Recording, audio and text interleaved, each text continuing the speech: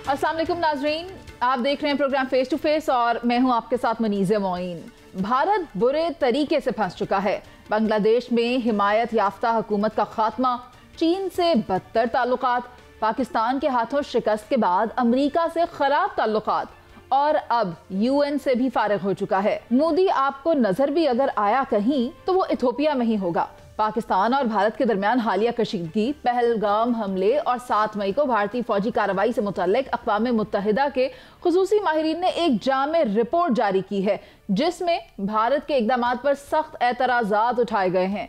माहिरीन ने भारत से 5 सवालात पूछे मगर उनका जवाब ना आ सका। और इस रिपोर्ट में क्या क्या सवालात थे और शाया किए जाने का मतलब क्या है, और क्या भारत अब अक़वाम आलम के फोरम पर भी रुसवाई का सामना कर रहा है, इसी पर बात करेंगे। पैनल में मेरे साथ मौजूद हैं ब्यूरो पंजाब शहजाद हुसैन भट्ट साहब, मुझे प्रोग्राम में ज्वाइन कर रहे हैं major general retired Zahid Mahmood साहब। गुफ्तगू का आगाज़ में जाहिद साहब आपसे करना चाहूँगी, मुझे बताएं यूएन की जानिब से ये जो रिपोर्ट सामने आई है, भारत ने जवाबात नहीं दिए तो यूएन ने उसे शाया करना मुनासिब समझा। अब आप मुझे ये बताएं, क्या पाकिस्तान इस वक्त किस पोजीशन में मौजूद है? क्या भारत के अगेंस्ट किसी और फोरम पर जाकर कार्रवाई का मुतालबा कर सकता है, खा वो आईसीजे हो या उसके ऊपर सैंक्शंस की बात कर सकता है? जी देखिए मुनीज़े, पहली बात तो यह है कि अल्हम्दुलिल्लाह पाकिस्तान का चूंकि नैरेटिव सच पे बेस्ड था और बड़े अरसे के बाद, टू बी वेरी ऑनेस्ट, हम देख रहे हैं कि पाकिस्तान की आवाज सुनी जा रही है। और भारत का जो एज ए स्टेट जो स्ट्रक्चर है जी, और एक स्टेचर के मुताबिक जो वो क्लेम किया करता था, सेकुलर डेमोक्रेटिक भारत, जो अपने आप को समझते थे शायद पूरी दुनिया को भारत की जरूरत है। लेकिन वो कहते हैं ना कि वो अपना ही होल, उन्होंने दे डिग दैट होल और उसी में खुद गिरे हैं जी। पाकिस्तान से नफरत, सेफ्रोनाइज्ड एप्लीकेशन, ला इलाहा इल्लल्लाह मोहम्मद रसूलुल्लाह से नफरत, ये उनको उसने वलेबल किया है जी। मार्का हक जो पाकिस्तान ने किया है आफ्टर दिस पहलगाम के ऑपरेशन के बाद, जो इन्होंने संदूर के ऊपर कलंक का टीका पाकिस्तान ने लगाया है, फिर उनके उसको चेंज किया, उसमें बदला है, उसमें उसने उनका जो नैरेटिव था, स्टेट का नैरेटिव, उसको बिल्कुल उखाड़ के रख दिया। एंड सेकेंडली जो उनका तशख्खुस एक बना हुआ इमेज बना हुआ था, that has totally been vulnerable. अब पूरी दुनिया अब तंग आ गई है जी। आप कमीलियन अप्रोच के साथ बहुत अरसा आपने डिप्लोमेसी कर ली, आपने बहुत अरसा टेररिज्म के गाब में छुप के टेररिज्म को ही अपना इंस्ट्रूमेंट ऑफ पॉलिसी चला लिया। 5 आई से शुरू होती है ये कहानी, जब कनाडा में मर्डर हुआ मेजर सिंह का, फिर गुरवंत सिंह का जो प्लान हुआ वहां से, फिर कतर में आप पहले ऑलरेडी कार्रवाइयां कर चुके थे, लंदन में आपकी कार्रवाइयां सामने आ गई, और फिर पाकिस्तान में तो रोज ही हम चीखते थे लेकिन दुनिया अपने इंटरेस्ट की वजह से हमारी बात सुनती नहीं थी। तो अब ये चीजें सामने आई हैं। अब आई थिंक यूनाइटेड नेशन, ये वो लोग हैं जो ह्यूमन राइट्स की वायलेशन जिस बेदरेक तरीके से इन्होंने की है with in India and without India, जो पाकिस्तान के अंदर खासतौर पे इन्होंने बच्चों को मारा, मसाजिद को मारा, फिर झूठ पे नैरेटिव चलाया, कासस ब्लाई क्रिएट किया to have war between 2 nuclear countries.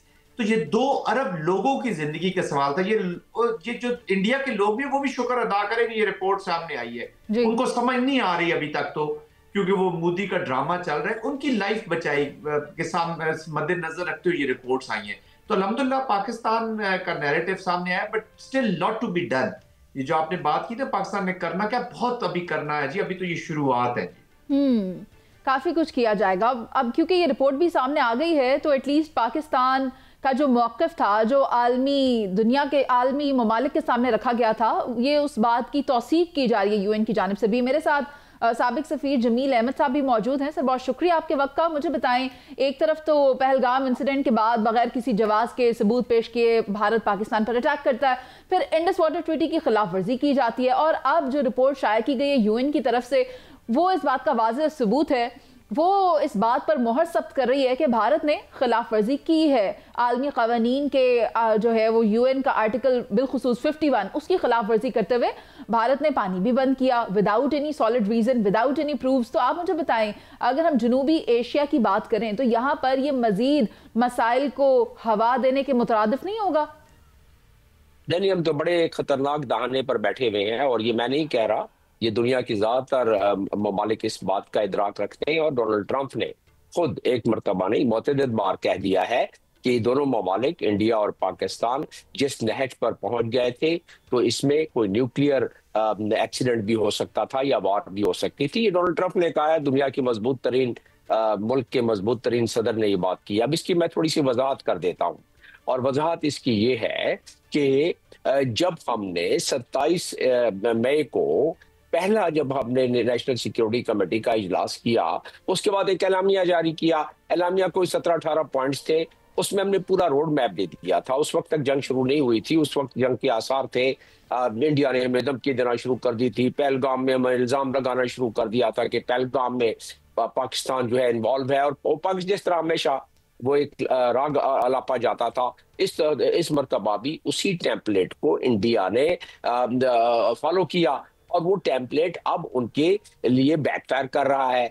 जिस रिपोर्टियर की आपने बात की, यूएन स्पेशल रिपोर्टियर की, ये रिपोर्ट्स सतही तौर पर अगर देखा जाए तो ठीक है, ह्यूमन राइट काउंसिल को ये रिपोर्ट जाएगी, लेकिन अगर इसके दूरस्थ नताइज आप देखें तो ये बाकायदा एक चार्जशीट है, ये पूरी की पूरी एक एविडेंस है। क्योंकि रिपोर्टियर्स जब रिपोर्ट लिखता है तो उसमें तमाम खदोखाल को बीच में लेके आता है। अब उसने लिखा क्या है? उसने लिखा यह है कि पहलगाम में कोई ऐसा सबूत नहीं मिला, कोई ऐसा सबूत इंडिया ने भी नहीं दिया कि जिसके तहत ये कहा जाए कि पाकिस्तान किसी लिहाज से उसका लिंक था पहलगाम से। तो ये बात हम तो पहले दिन से कह रहे हैं कि आप ट्रांसपेरेंसी के साथ किसी थर्ड पार्टी से करा लें। अब ये रिपोर्टियर जो है बेसिकली तो थर्ड पार्टी का आदमी है ना, ये पाकिस्तानी या इंडियन तो नहीं है।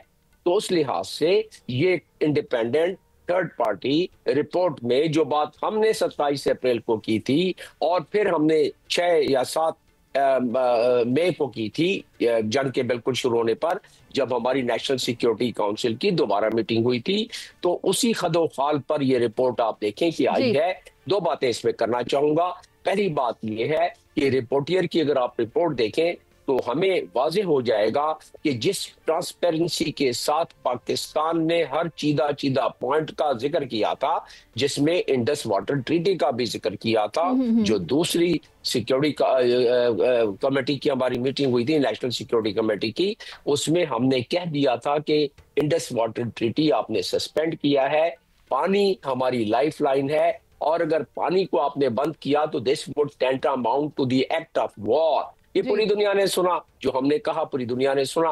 और अब रिपोर्टियर भी वही कह रहा है कि पानी बंद नहीं किया जा सकता, और वो जाहिर है अपर राइपेरियन लोअर राइपेरियन के कुछ हकूक, फिर इंडस वाटर ट्रीटी यूनिलैटरली तो सस्पेंशन उसके किसी क्लास में है ही नहीं। तो इंडिया ने यूनिलैटरल यही बात उसने स्पेशल जो रिपोर्टियर है यूएन के रिपोर्ट में उसने इसी बात का जिक्र किया। तो कहने का मकसद ये है कि जिस खुशअस्लूबी के साथ और जिस खूबसूरती के साथ हमने अपना एक पूरा मतमा नजर दुनिया के सामने रखा था, और दुनिया की उस मतमा नजर की जो निकात पाकिस्तान की जानिब से उजागर किए गए वही हमें इस रिपोर्ट में नजर आते हैं। लेकिन एक और मामला भी है जो इसमें उठाया गया है। शहजाद हुसैन भट्ट साहब, आप मुझे बताएं, रिपोर्ट में जिन उमूर पर बात की गई है वो क्या है? क्या भारत को वाज़े तौर पर टारगेट किया जा रहा है कि it was India's fault to start this war against Pakistan? बिस्मिल्लाहिर्रहमानिर्रहीम। देखिए मुनीज़ मोइन साहबा, पाकिस्तान ने सलामती कौंसिल को आगाह किया कि वो आर्टिकल 51 के तहत अपने दिफा का हक रखता है, मगर भारत इसे साबित करने में, अपनी सफाई देने में, काबिल एतमाद शवाहिद देने में बिल्कुल मुकम्मल तौर पर नाकाम हुआ है। आप ज़रा गौर करें कि अब 5 सवाल जो भारत को भिजवाए हैं यूनाइटेड नेशन ने, और उसने 60 दिनों के अंदर इन 5 सवालों का जवाब देना है। देगा तब भी फंस जाएगा, नहीं देगा तब भी फंस जाएगा। और 5 जो बातें वो कह रहा है उसमें अक़वाम मुत्तहिदा जो है उसे सवाल उठाया कि भारत के पास अपने हुए लगाए हुए इल्ज़ामात का कोई सबूत मौजूद है, और क्या भारत ताकत के गैर कानूनी इस्तेमाल की वजह से इंसानी जिंदगियों का नुकसान का अजाला कर सकेगा, और लफ्ज़ लिखा है कि इस पर माफ़ी मांगेगा। इसके साथ साथ सिंतास मुआहदे की जिम्मेदारियां क्या अदा करेगा, और भारत चौथी बात जो है सिंतास मुआहदे की शिकों की पासदारी कर।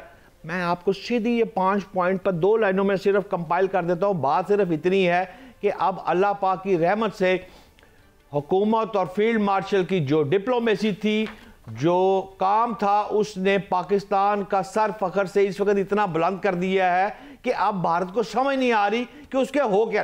पहले हम बात करते थे कि हमारा मौकफ ये है, दुनिया मानती है या नहीं मानती वो एक अलग चैप्टर था।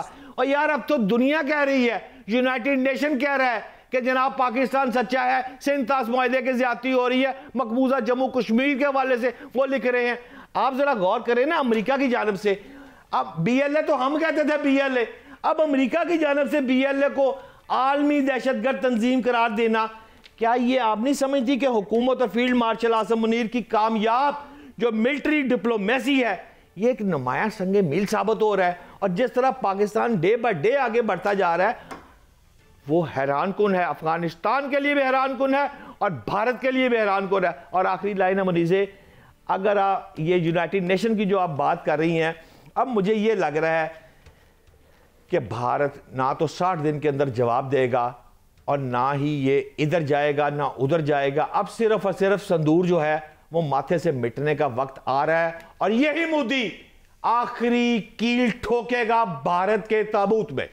जहां आप बात कर रहे हैं सिंदूर के मिटने की, तो शहजाद हसन भट्ट साहब वो तो पाकिस्तान वैसे ही उड़ा चुका है और अब अपनी बची कुछ इज्जत को बहाल करने के लिए भारत ने अपने डिफेंस बजट को बढ़ाने पर भी गौर करना शुरू कर दिया और कोशिश ये कर रहे हैं कि हम किसी तरह जदीद आलात लेकर आएं और उनको इंटीग्रेट करें अपने पुराने बोसीदा जो तैयारे हैं उसके अंदर, तो कहीं शायद ये सस्टेन कर पाएं, दोबारा से पाकिस्तान को टफ टाइम दे पाएं। लेकिन ये एक ख्वाहिश हो सकती है।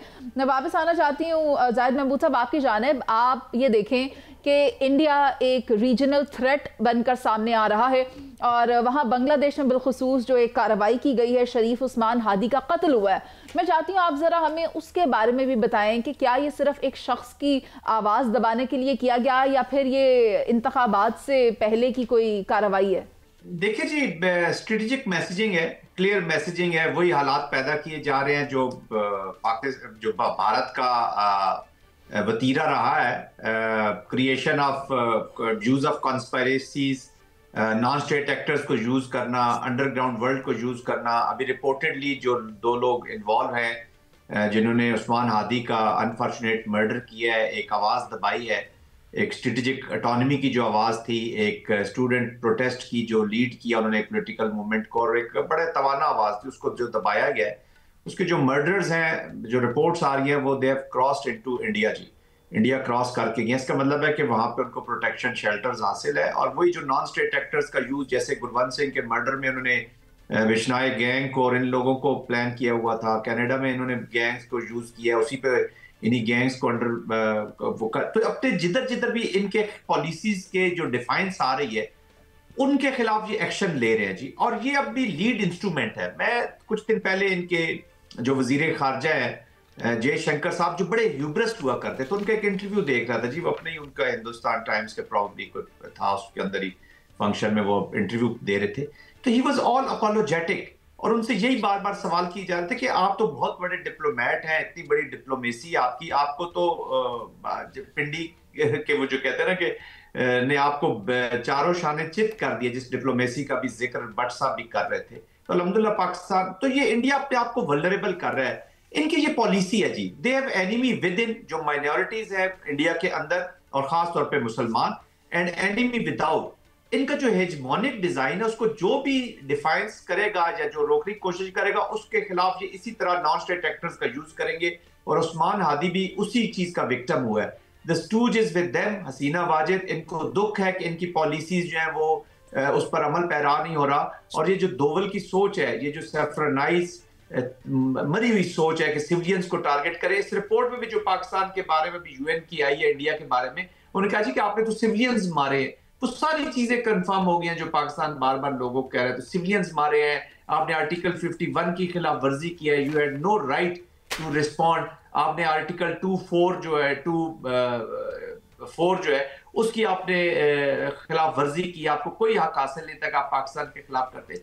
आप दुरुस्त फरमा रहे हैं कि सिविलियंस को अटैक किया गया है, मसाजिद को डिस्ट्रॉय किया गया है और यूनाइटेड नेशन के आर्टिकल 51 की जो खिलाफ वर्जी है ये दुरुस्त बात नहीं है। ये तो जारहियत की गई है भारत की जानिब से, इसको दिफा के तौर पर इस्तेमाल किया जाना अगर भारत की जानिब से ये दावा किया जा रहा है तो ये सरीहन गलत है।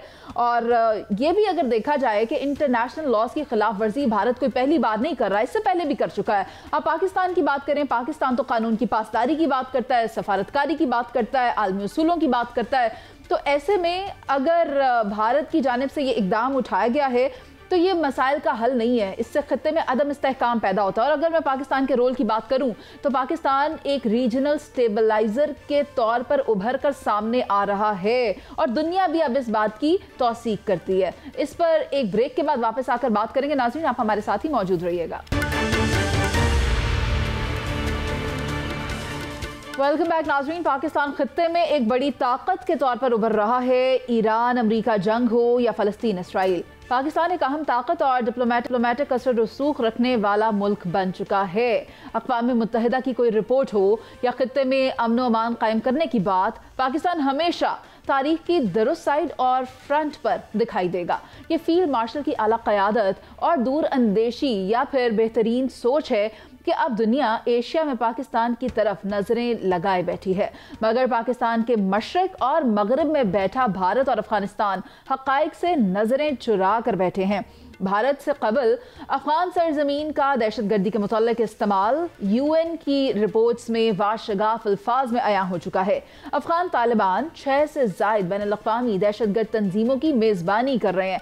ना सिर्फ ये बल्कि तहरीक तालिबान को रोजाना की बुनियाद पर $43,000 यौमिया दिया जा रहा है। तो इस रिपोर्ट में जो हक़ाइक़ सामने आए हैं, तो डॉक्टर जमील साहब आपकी क्या राय है? मुझे बताएं, ये जो रिपोर्ट सामने आई है उसमें साफ साफ बताया गया है कि तालिबान सपोर्ट कर रहे हैं TTP को, और अगर ईरान में बात की जाए अफगानिस्तान के मामलात को लेकर, इनके मसाइल को लेकर, तो वो कहते हैं हमारे तो कोई मसला ही नहीं है, हम क्यों शिरकत करें इस किस्म की मीटिंग्स में। तो ये सब जो हो रहा है, आपको क्या लगता है क्यों हो रहा है, किसकी बुनियाद पर हो रहा है और इसके दूरअस नताइज क्या होंगे? अब अफगानिस्तान के हवाले से सूरत हाल बड़े ही एक खतरनाक मोड़ पर जा रही है, और ये अफगानिस्तान के लिए। और उसकी वजह मैं यूं बताऊं कि तसलसल के साथ दोहा एग्रीमेंट के बाद से लेके 2 सिक्योरिटी काउंसिल की रेजोल्यूशंस हुई हैं सितंबर 2021 में, और उसके बाद 2022 और 2023 में हर जगह ये जिक्र किया गया है मुख्तलिफ चीज़ों के अलावा कि पाकिस्तान के अफगानिस्तान का सॉइल दहशतगर्द ग्रुपों के लिए इस्तेमाल नहीं होना चाहिए। उसके बाद ये 16वीं रिपोर्ट जिसका आप जिक्र कर रही हैं, जो कि मॉनिटरिंग टीम की रिपोर्ट है, analytical and assessment support monitoring team, जो कि सिक्योरिटी काउंसिल के रेजोल्यूशन के तहत तरतीब दी गई है और जिसकी रिपोर्ट सिक्योरिटी काउंसिल में डिस्कस हुई, जिसका कि अभी हम जिक्र कर रहे हैं। और जब भी मॉनिटरिंग टीम अपनी रिपोर्ट देती है इस हवाले से, तो सिक्योरिटी काउंसिल इसको डिस्कस करती है। अब इसके सीधा पॉइंट क्या है?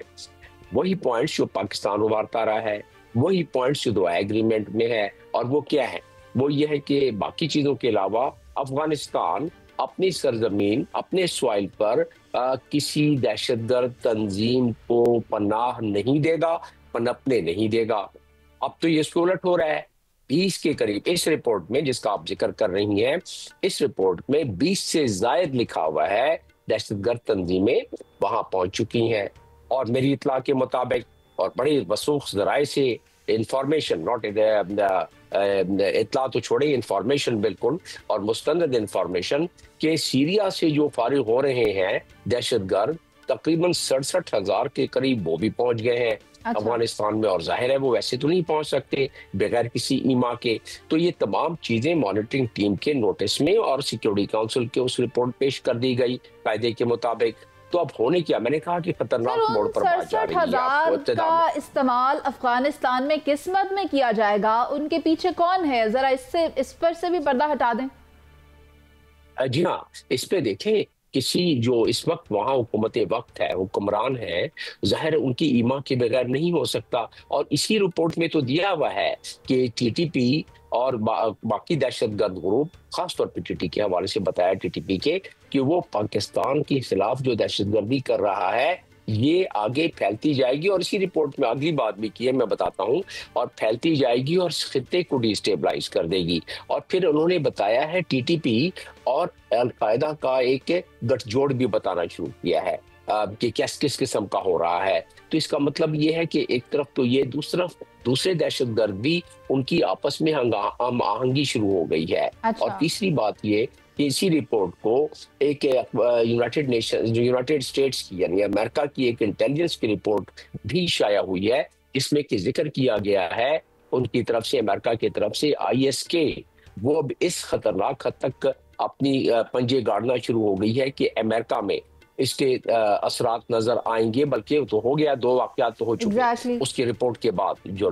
तो कहने का मतलब ये है कि अब जब दुनिया इसको खतरा समझ रही है और मॉनिटरिंग टीम भी यही बता रही है अपने रिपोर्ट में, तो होगा क्या? ज़ाहिर मल्टीलैटरल एक्शन होगा, और जब मल्टीलैटरल एक्शन होगा तो सख्त होगा, और वो होगा अफगानिस्तान के खिलाफ। उसमें खामखा के अफगानिस्तान के अवाम पर और सख्ती आ जाएगी, और उसका असर पाकिस्तान, क्योंकि पड़ोसी मुल्क है ईरान, पाकिस्तान सबसे ज्यादा पाकिस्तान, फिर वही मामला रेफ्यूजीज का मामला, ह्यूमन राइट का मामला, मदद का मामला। और जाहिर है पाकिस्तानी बड़े खुले दिल के आदमी लोग हैं, और उन्होंने 40 लाख के करीब अफगानियों की पहले भी मेजबानी की है, लेकिन अब इन तमाम तजर्बात के बाद वो भी जरा मुश्किल हो जाएगा को शुबा। लेकिन उसमें जो रेफ्यूजीज कन्वेंशन है और जो ट्रीटीज हैं, उसके तहत अगर ये हालात, जब मल्टीलैटरल एक्शन से मेरी मुराद ये है कि जब उन टारगेट्स को दुनिया चाहेगी कि न्यूट्रलाइज हो जाए, तो उसका स्पिल ओवर पाकिस्तान पर भी आएगा। इसीलिए पाकिस्तान न सिर्फ बड़े तहम्मुल के साथ लेकिन बड़ी ट्रांसपेरेंसी के साथ बता रहा है कि अब ये सब्र का पैमाना लबरेज होता जा रहा है। अब जब हमला होगा तब हम उसका जवाब देंगे, और हमने दिया मुख्तलिफ जगहों पर। लेकिन जहां हम जवाब देने की बात कर रहे हैं, डॉक्टर जमील, हमारे साथ शहजाद हुसैन भट्ट साहब भी हैं, मैं चाहती हूँ वो भी इसमें ऐड ऑन करें। भट्ट साहब, आप मुझे बताएं, आज दुनिया पाकिस्तान को इज्जत की निगाह से देखती है, खा कितनी भी कोशिश की हो भारत ने पाकिस्तान के परसेप्शन को ख़राब करने के लिए, लेकिन अगर अल्लाह चाहे तो फिर क्या नहीं होता। आप देखें किस तरह पाकिस्तान ने भारत का मुंह तोड़ जवाब दिया, किस तरह अफगानिस्तान से होने वाली दहशत गर्दी का मुंह तोड़ जवाब दिया। अब ऐसे में आप क्या देखते हैं कि अमन को फ़रोग देने के लिए या अमन बर्पा करने के लिए क्या पाकिस्तान मुस्तकबिल में लाहे अमल इख्तियार करेगा? देखिए मुनीज़, आप बिल्कुल ठीक फरमा रही हैं। बात यह है, मार्का हक के बाद कामयाब जो मिलिट्री डिप्लोमेसी नतीजा हुआ, तो ये पाकिस्तान एक मजबूत हैसियत से सामने आया है। आप फील्ड मार्शल आसिम मुनीर का दौरा जो अमेरिका है, मिस्र है, उर्दन है, सऊदी अरब है, ये तमाम दौरों को देख लें तो कामयाब मिलिट्री डिप्लोमेसी की शानदार जो है मिसाल करार दिया जा सकता है। बात यह है, हमारी जो प्रॉब्लम है ना, वो भारतीय वाली प्रॉब्लम हमारी नहीं है। भारतीय मीडिया जो है वो बेपरखी उड़ाता है, वो अपनी ख्वाहिशात पे खबरें जो होती है वो अपने नाज़रीन को बताता है। लेकिन पाकिस्तान का जो मीडिया है वो सीधी और सच्ची बात करता है। और मिसाल के तौर पर मैं अपनी तरफ से कोई राय नहीं देता, मैं किसी हुकूमत की फील्ड मार्शल की बात नहीं करता, मैं तो सीधा कहता हूं आप वाशिंगटन पोस्ट पढ़ ले। वाशिंगटन पोस्ट कह रहा है कि, मैं नहीं कह रहा, वो कह रहा है कि पाक अमेरिका तल्लुकात जो है वो नई जहद की अलामत है। आप उसके बाद फाइनेंशियल टाइम्स पढ़ ले, मैं अपने जंग अखबार नवाए वक्त या एक्सप्रेस की बात नहीं कर रहा, आप फाइनेंशियल टाइम पढ़ ले, वो कह रहा है कि खित्ते में जो सालस है इस वक्त पाकिस्तान की पोजीशन आती जा रही है। आप अमेरिका देखें ना, अमेरिका में जनरल माइकल कोरिला की रिटायरमेंट की तकरीब देखें ना, उस तकरीब में अगर आपके फील्ड मार्शल जाते हैं गर्म जोश इस्तकबाल किया जाता है। आप मुख्तलिफ मौके देख ले, मैं आपको एक लंबी लिस्ट दे सकता हूं, इस पर 10 मिनट की गुफ्तगू कर सकता हूं। अमेरिकी जरीदे फॉरेन पॉलिसी को देख ले, वो कहता है कि पिछले चंद माह में पाकिस्तान ने मतवाजन और खारजा पॉलिसी के जरिए आलमी मंजरनामा जो है उसको तब्दील कर दिया है, बिल्कुल कर दिया है। अब सवाल, आखिरी बात यह है कि शहबाज शरीफ की गजा अमन कॉन्फ्रेंस देख ले, पाकिस्तान ने तो यहां तक मैं कहूंगा कि गैर नेटो इत्तेहादी होने के बावजूद अमेरिका, चीन और सऊदी अरब के साथ बैकवक्त जो तल्लुकात मुस्तहकम किए हैं। अब बात यह है, भारत लगाएगा पैसे अफगानिस्तान को, अफगानिस्तान करने की कोशिश करेगा दहशतगर्दी। क्यों? इनको चारे शाने चित हो चुके हैं, शिकस्त हो गई है भारत को भी, खारजा पॉलिसी पे भी, महाज पे भी, हर सतह पे भी। अब सिर्फ एक ही इनके पास ट्रम्प कार्ड है, अफगानिस्तान के जरिए दहशतगर्दी कराई जाए, हमारी सियासी तंजीमों को उबारा जाए, तलबा तंजीमों को खड़ा किया जाए, मुल्क में इंतशार पैदा किया जाए, दमस्त कलंदर पैदा किया जाए, तो फिर जाके भारत को कुछ फायदा हो सकता है। अदरवाइज अल्लाह की रहमत से बनीजे हमने उसको चित कर दिया है। पाकिस्तान ये चाहता है इस खित्ते में अमन बरपा हो, लेकिन अफगानिस्तान की सरजमीन जिस तरह दहशतगर्दी के खिलाफ इस्तेमाल की जा रही है, जिस तरह अफगानिस्तान TTP को सपोर्ट कर रहा है, ये वो अवामिल हैं जो उस नतीजे पर पहुंच रहे हैं कि ये काम इतना आसान नहीं है। जब आइडेंटिफाई ही नहीं कर पा रहे अफगानिस्तान के हुक्मरान कि यहाँ पर मसाइल मौजूद हैं, तो फिर मसाइल का हल कैसे निकलेगा? तो वहाँ पर जो आलमी ताकतें हैं, ऐसा कहना है डॉक्टर जमील का कि वो इकट्ठी होकर यकीनी तौर पे कोई मल्टीलैटरल ऑपरेशन अफगानिस्तान के अंदर कर सकती हैं और उसमें पाकिस्तान भी मौजूद होगा। अभी एक ब्रेक लेते हैं, जिसके बाद वापस आएंगे। नाज़रीन, आप हमारे साथ ही मौजूद रहिएगा।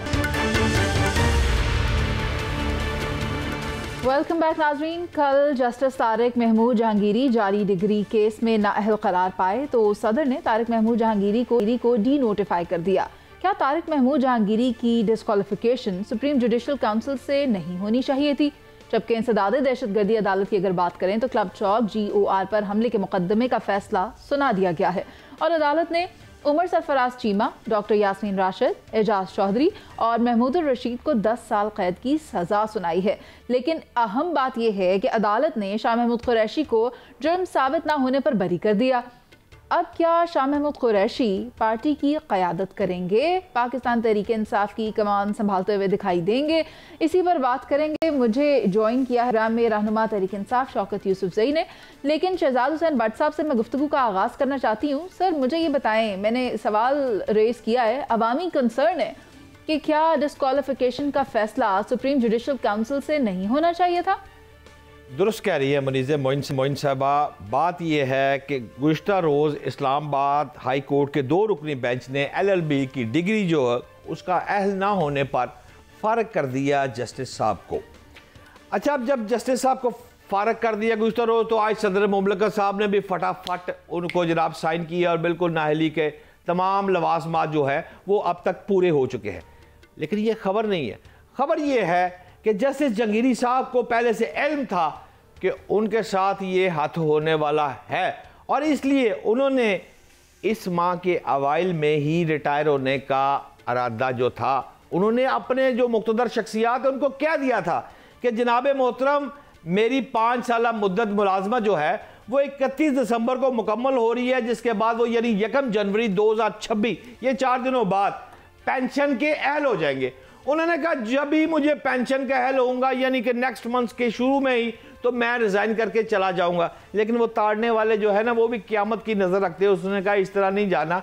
बात यह है, मैं ज़ाती तौर पर कोई इतना खुश नहीं हूँ कि वो एक पाकिस्तान का जज इस तरह घर चला गया। आपने जो फरमाया अभी सुप्रीम जुडिशल काउंसिल से नहीं होना चाहिए था। हाँ, मैं भी समझता हूँ कि मैं अगर एक अदारे में HOD हूँ तो मेरा ही हम मनसब आकर मुझे इस तरह फायर करे, मुझे अच्छा नहीं लगेगा। इसके लिए बाज़ाब्ता कमेटी बननी चाहिए और अगर वो नाअहल है, उसके पास LLB की डिग्री नहीं है, तो उसको जाना तो चाहिए। लेकिन मुनीज़े एक बात ज़रूर कहूँगा, आपने सुप्रीम जुडिशल काउंसिल की मिसाल तो दे दी कि रूल्स एंड रेगुलेशन पूरे होने चाहिए, लेकिन आपको शायद वो वक्त याद नहीं है कि जब यही जज साहब इसी कुर्सी पर बैठकर, अपने मनसब पर बैठकर एक SMS लिखते हैं अपनी अहलिया मोहतरमा को कि आपके लीडर कैदी नंबर 804 को मैंने फलां फलां रिलीफ दे दिया है, और वो ही SMS जो है वो मंजर आम पे आता है। तो फिर लाइयां किथे, वधाइयां किथे? इस तरह तो फिर अगर इसी तरह वो खेलेंगे तो फिर उनको भी पेंशन की इजाजत नहीं मिली। क्या चाह रहे हैं? मैं तो सीधा कहना चाह रहा हूं कि जो बीजोगे वही वटोगे ना। सवाल यह है कि अपनी कुर्सी पर बैठकर एक हाई कोर्ट का जज, अगर मैं यहां पर साहब आपसे बात कर रहा हूं कि एक अपनी बीवी को SMS करता है कि मैं रिलीफ दे रहा हूं, PTI को दे रहा हूं, कैदी नंबर 804 को दे रहा हूं, इमरान खान साहब को दे रहा हूं, और वो मैसेज उसकी बीवी का उसके मोबाइल से बाहर नजर आ जाए, ठीक है। शौकत यूसुफजई साहब की राय ले लेते हैं। सर, आप बताएं, क्या पाकिस्तान तहरीक-ए-इंसाफ इस नाअहली को दुरुस्त समझती है? बिस्मिल्लाहिर्रहमानिर्रहीम। देखिए, ये कोई अनएक्सपेक्टेड तो है नहीं, क्योंकि जो मुल्क के अंदर रूल ऑफ लॉ तो ख़त्म हो चुका है। 26वीं तरमीम और 27वीं आईनी तरमीम के बाद तो जजों की वक़्त ही ख़त्म हो गई है, उनकी पार्लियामेंट की वक़्त ख़त्म हो गई है। अब तो जो सरकार चाहेगी वही करेगी। मतलब कोई ऐसा नहीं है कि हमें कोई वो हो रहा है कि जी ऐसा फैसला नहीं आने वाला था। देखिए, जब आवाम को ये पता चल जाए ना कि फैसला कौन सा फैसला आने वाला है, तो आप समझ जाए कि मुल्क के अंदर इंसाफ खत्म हो गया है। तो ये भी इसी तरह था। देखिए, ये अगर गिल्टी थे वो थे तो आर्टिकल 209 इसके लिए मौजूद है कि जुडिशल कमीशन बना है, तो उसके तहत कार्रवाई हो सकती थी, लेकिन उन्होंने डायरेक्टली कार्रवाई की है। और मुझे समझ में नहीं आता है कि इतने बड़े जज को एक ही दिन में सदर मुमलिका डिनोटिफाई भी कर देते हैं। तो इस दाल में कुछ काला है, ऐसा नहीं है। इससे पहले सफदर साहब जो थे, जस्टिस सफदर, उनकी छुट्टी हो गई थी, और आज ये दूसरा केस जो हो रहा है, और उनकी नौकरियां गैर महफूज हैं, तो पाकिस्तान में और क्या रह जाएगा? जजेस के इंसाफ, जजेस की नौकरियां, उनके तकर्रुर और तबादले, इसको लेकर तो वैसे ही एक अलग डिबेट की जा सकती है शौकत साहब, लेकिन डिग्री तो डिग्री होती है, वो तो असली होनी चाहिए। अब जाली डिग्री पे जो फैसले किए जा रहे थे वो अपनी जगह मौजूद हैं, इस पर आप क्या कहेंगे? देखते हैं, मैं बिल्कुल आपके साथ इत्तेफाक करता हूँ। यही तो मैं कह रहा हूँ ना कि आर्टिकल 209 के तहत ही कार्रवाई होनी चाहिए थी। अगर उनके पास डिग्री नहीं थी तो पता चल जाता है, लेकिन इस पाकिस्तान के जो निज़ाम है इसमें कौन काबिज रहा है? 3-4 मरतबा पीपल्स पार्टी की हुकूमत, 3-4 मरतबा PMLN की हुकूमत। तो इसका मतलब है कि ये जो लोग भर्ती होते हैं, अपॉइंटमेंट्स होती है इनकी, तो क्या ये इस तरह जाली तरीके से ऐसा हो सकता है कि वो एडवोकेट जनरल भी बन जाए, वो जज भी भर्ती हो जाए, फिर हाई कोर्ट का जज बने, फिर सुप्रीम कोर्ट के लिए आयल हो? ये क्या मतलब, मुझे तो समझ नहीं आ रही है। अगर जहां हम उनकी तकर्रुरी पर बात कर रहे हैं, वहां तो फैसलों के ऊपर भी बात की जा रही है, मगर ये एक अलग डिबेट है, ये हुआ कैसे, क्यों हुआ, किसे करना चाहिए था। Hopefully with the passage of time इसमें डेवलपमेंट होगी तो हम तफसील से इस पर बात कर लेंगे। मैं आना चाहती हूँ अब शाह महमूद कुरैशी साहब की रिहाई की तरफ, और जहां पर जो दीगर हैं जिनमें कि डॉक्टर यास्मीन राशिद हैं, एजाज चौधरी हैं, 10-10 साल की सज़ा सुनाई गई है। मीनवाइल अगर आप शाह महमूद कुरैशी की बात करें तो मुफाहमत की तवक्को की जा रही है उनकी जानिब से, और मुलाकात भी हुई उनकी फवाद चौधरी साहब से। आप मुझे ये बताएं, आपको क्या लगता है, क्या वो लोग जिन्होंने इस सारे टाइम पीरियड में मुश्किल वक्त काटा, पाकिस्तान तरीके इंसाफ के रहनुमा हो या नए ज्वाइन करने वाले हों, वो शाह महमूद कुरैशी साहब की क़यादत को एक्सेप्ट करेंगे? देखिए, शाह महमूद कुरैशी जो है वो कोई पार्टी से अलग तो नहीं है कि उसकी क़यादत कोई कैसे नहीं करेंगे। शाह महमूद कुरैशी ही तो असल PTI और कुर्बानियां हैं उनकी, तो क्यों नहीं? उनकी अपनी हैसियत है, अपना वो है, क्योंकि वो जेल में थे इसलिए दीगर लोगों के पास इख्तियार चले गए, लेकिन ये ज़रूरी नहीं है। शाह महमूद कुरैशी साहब उनकी क़यादत में रहकर भी काम कर सकते हैं, और करना भी चाहिए। इस वक्त रास्ता देखना है, देखिए पॉलिटिकल रास्ता ही आपको मुल्क के लिए बेहतर हो सकता है। इस वक्त जो मुल्क जिस क्राइसिस से गुजर रहा है, जहाँ पे माशी क्राइसिस है, जहाँ पे आईनी क्राइसिस है, जहाँ पे तवानाई का क्राइसिस है, एक्सपोर्ट आपकी नहीं हो रही है, कारखाने बंद हो रहे हैं, बेरोजगारी बढ़ रही है, महंगाई में इजाफा हो रहा है, तो लोग तो परेशान है, इसमें तो कोई शक नहीं है। तो ये जो सेटअप बनाया गया था कि जी इमरान खान को आउट करो, इनको ले आओ, वो तो सारा बयान भी फेल हो गया, और वो जो आवाम को दलासा दिया गया था कि जी अब आपको बड़ी रिलीफ मिलेगी, तो आवाम को तो रिलीफ नहीं मिली, आवाम परेशान है। आप तो बहुत आसानी से कह रहे हैं शौकत साहब कि ये काम हो सकता है, ये मिलके काम कर सकते हैं, लेकिन मुफाहमत और जो मुज़ाहमत है ये इकट्ठे कैसे हो सकती हैं? अलीमा साहिबा की पॉलिसी आप जानते हैं, आप शाह महमूद के रवैये को अगर स्टडी करें, या वो ख़त जो जेल से सामने आया वो कुछ और कहता है। मुफाहमत और मुज़ाहमत ये दो बहुत डिफरेंट पोल्स अपार्ट चीज़ें हैं, ये कैसे हो सकती हैं? देखिए, ये तो गवर्नमेंट पर डिपेंड करता है ना कि वो मुल्क को किस नहज पे ले जाना चाहते हैं। गवर्नमेंट पे डिपेंड नहीं करता, ये तो उन पर डिपेंड करता है जिनके हाथ में इस वक्त पार्टी की कमान है। नहीं, मेरी बात सुने आपने, हुकूमत पे इसलिए डिपेंड करता है ना कि कोई भी रास्ता आपने बनाना है तो स्पेस देना पड़ेगा, सियासी स्पेस देना। सियासी ब्रीदिंग नहीं होगी तो मुश्किलात तो होंगी, और फिर फैसले भी इस तरह होंगे, बातें भी तल्ख होंगी। तो मेरा ये ज़ाती ख्याल है कि मुल्क के ऐसे नहज पे है कि यहाँ पे डायलॉग ओनली जो है ज़रिया है जो मामलात को बेहतरी की तरफ ले जा सकता है। तो उसमें मेरे ख्याल से हमें किसी ले तो लाल से काम नहीं लेना चाहिए। जो हकीकत है अभी जो हुकूमत बनी है, ब्रीदिंग स्पेस की आप बात कर रहे हैं, शहजाद हुसैन भट्ट साहब, आप इस बात से इत्तेफाक करते हैं? एक जानिब कॉन्फ्लिक्ट ऑफ इंटरेस्ट है, शाह महमूद का तो ये तर्ज है ही नहीं, वो तो चाहते हैं मुफाहमत के साथ चलें, और दूसरी जानिब आप देखें वो कहते हैं हम बाहर निकलेंगे, सड़कों पर निकलेंगे, नहीं मानते किसी कानून को, अडियाला नो गो एरिया, फिर भी वहाँ पे धरना देना है। मैं बिल्कुल इत्तेफाक नहीं करता, और ना ही इत्तेफाक इस बात पे करता हूँ, ना ही मैं कुछ दाल में काला है शौकत यूसुफ ज़ई साहब इंतहाई काबिल एहतराम और बड़ा सियासी नाम, साफ सुथरा नाम और बड़ा एक जर्नलिस्ट, ये दोनों खूबियाँ शौकत यूसुफ ज़ई में मौजूद है। यहाँ तक मैं तस्लीम करता हूँ इनकी काबिल एहतराम हैं, लेकिन जो इन्होंने फरमाया दाल में कुछ काला नज़र आता है, वो कोई कुछ काला नज़र नहीं आता। बात तो सीधी सी है, फौज ने अपना बंदा टंग दिया जनरल फैज, उसके बाद अदलिया शौकत साहब दूसरा अदलिया की तरफ से आ गया, आज तीसरा जो है वो जनाब महमूद रशीद और दीगर सारों 10 साल कैद बामुशक्कत। ये देखे ना क्लब चौक GOR पर उमर सरफराज चीमा 1, डॉक्टर यास्मीन राशिद 2, एजाज अहमद चौधरी 3, 10 साल सबको। अब बात यह है, अब ब्यूरोक्रेसी समेत दीगर जो बड़े मगरमच्छ है उनको भी सजाएं होनी है।